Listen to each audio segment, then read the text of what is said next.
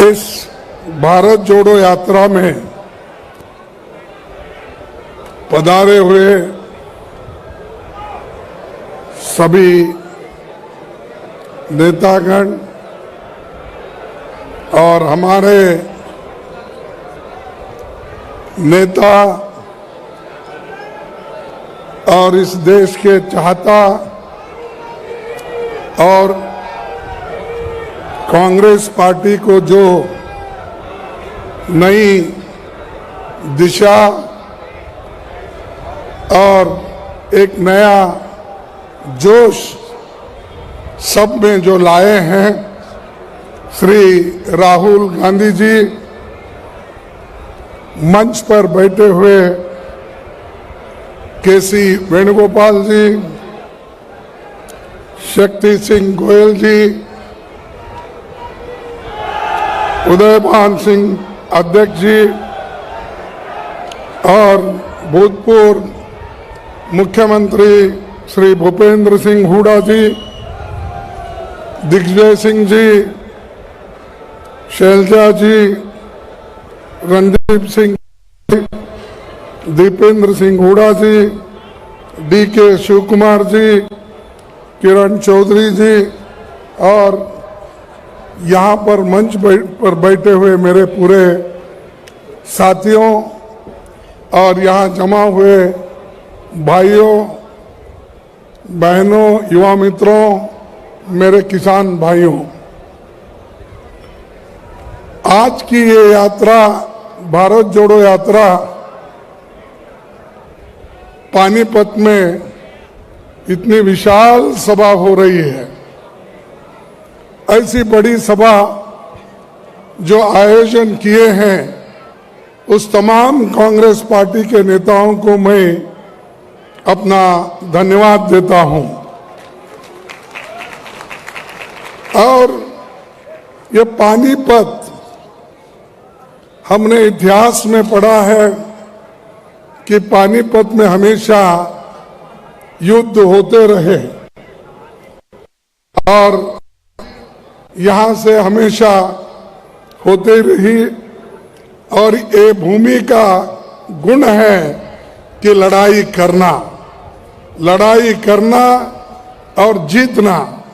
वैसा ही आज भारत जोड़ो की जो लड़ाई है और हमारे नेता राहुल गांधी जी जो पादयात्रा अब तक 3000 किलोमीटर तक पूरा किए हैं और आगे अभी 300-400 किलोमीटर बाकी है, वो जल्द से जल्द कंप्लीट होगा और जम्मू और कश्मीर में जाकर वहां पर तिरंगा झंडा फैलाएंगे। और ये उनका ये साहस और उनका ये धैर्य देखकर सबको अचंभा हुआ है। भाई हम तो राहुल गांधी जी को दिल्ली में देखते थे, AC के कमरे में देखते थे, गाड़ी में देखते थे, लेकिन ये राहुल अलग निकले जो कन्याकुमारी से लेकर पानीपत तक अपना जो पादयात्रा पूरे किए हैं।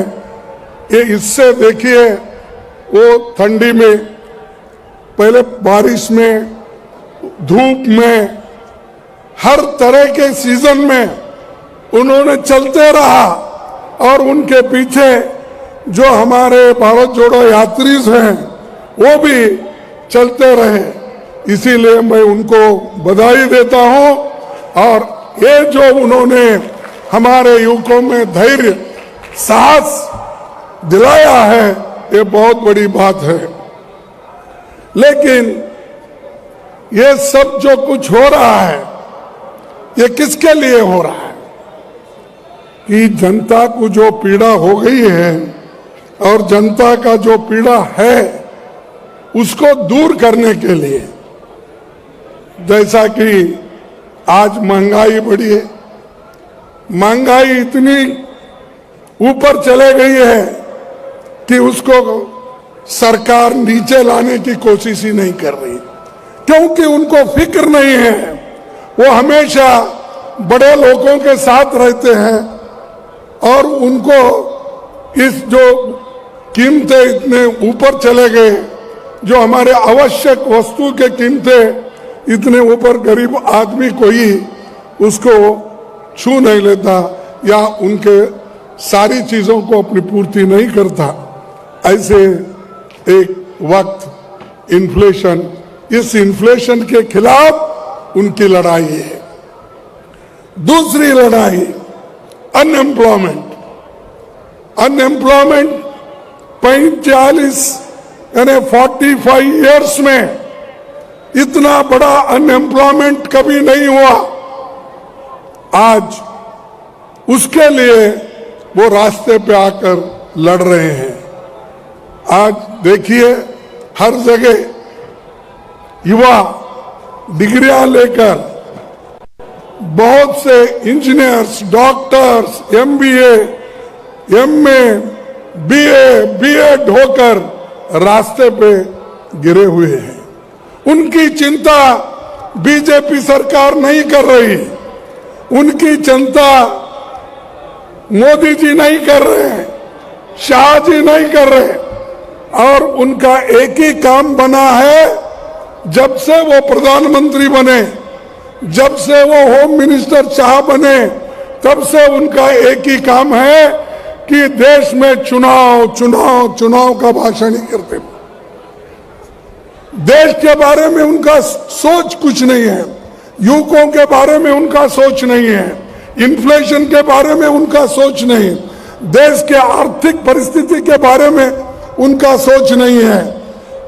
जहां जहां इलेक्शन करवाना, जिन लोगों को तोड़ना, ईडी के मदद से, इनकम टैक्स के मदद से, हर चीज से वो इस्तेमाल करके कांग्रेस को तोड़ने का देखते हैं।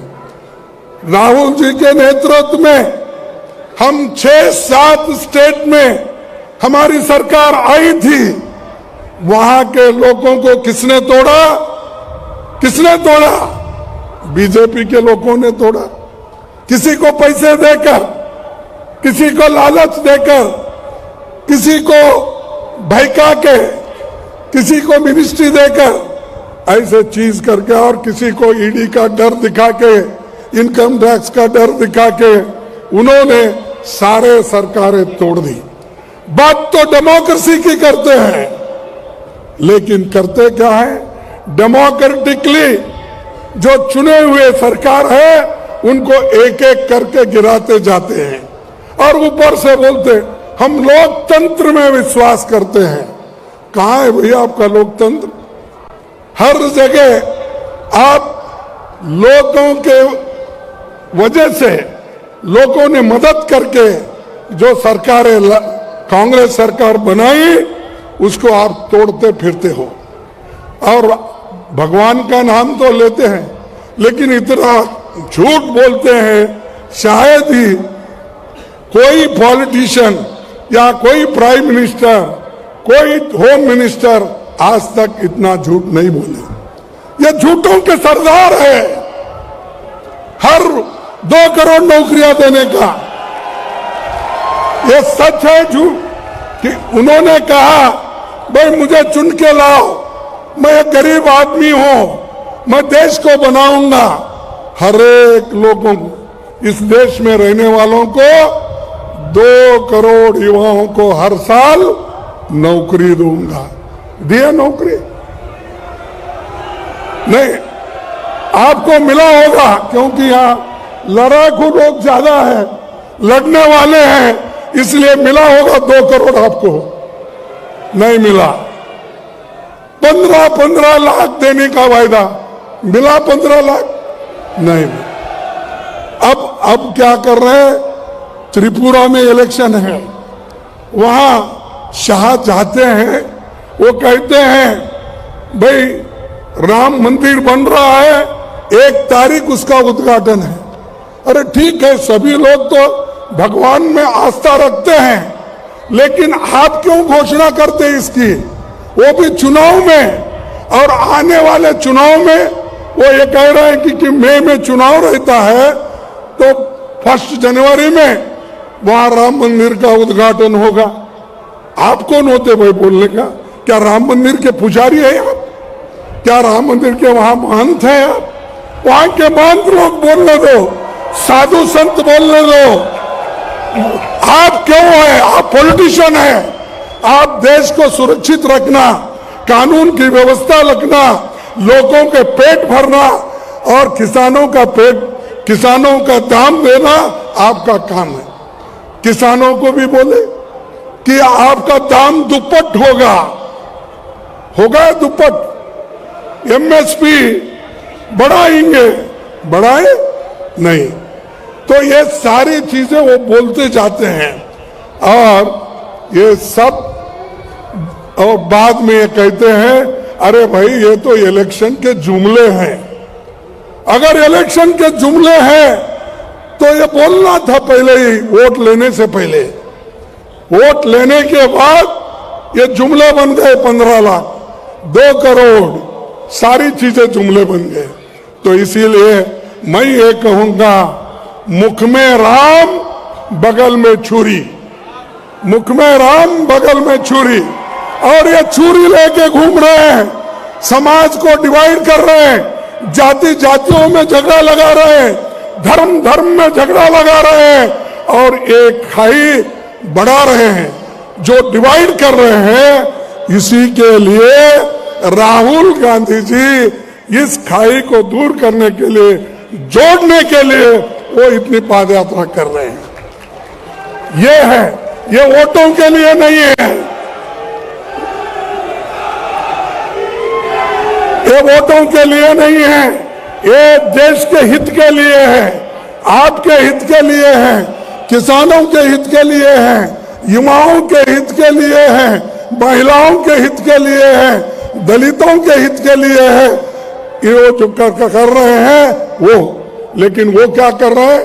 वोटों के लिए कुछ भी बोलो, क्योंकि लोग सुनते हैं और वो ये चाहते हैं कि जब तक लोग सुनते रहेंगे, वोट देते रहेंगे, ऐसे ही जुमले बोलते रहेंगे।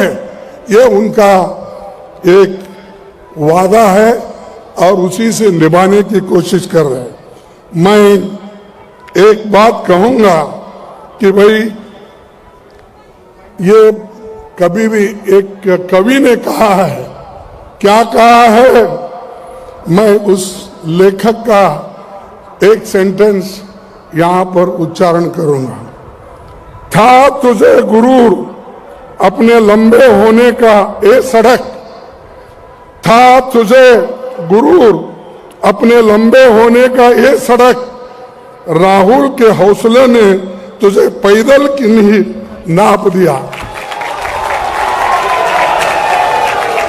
था तुझे गुरूर अपने लंबे होने का ये सड़क, सड़क बोल रही थी मैं इतना लंबा हूं और वो उस पे गुरूर था उसको, लेकिन राहुल के हौसले ने तुझे पैदल ही नाप दिया, चल के ही नाप दिया। तुम कितने लंबे हो मैं देखता हूं। तो कन्याकुमारी से कश्मीर तक वो चलते जा रहे हैं और हम सबको उनके मदद में, उनके सपोर्ट में आना चाहिए।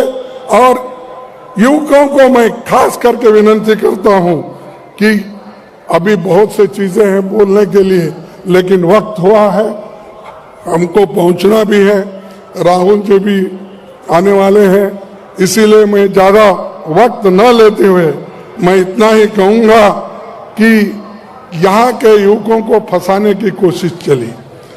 अग्निपथ का उन्होंने एक विचार लाकर अब सबको स्टाइपेंडरी ग्रेजुएट, किसी को मिलिट्री नहीं, फौजी नहीं कहलाएंगे, वो सिर्फ उनको एक सर्टिफिकेट दिया जाएगा और वो सर्टिफिकेट लेके ही वो फिरते रहेंगे, नौकरी नहीं।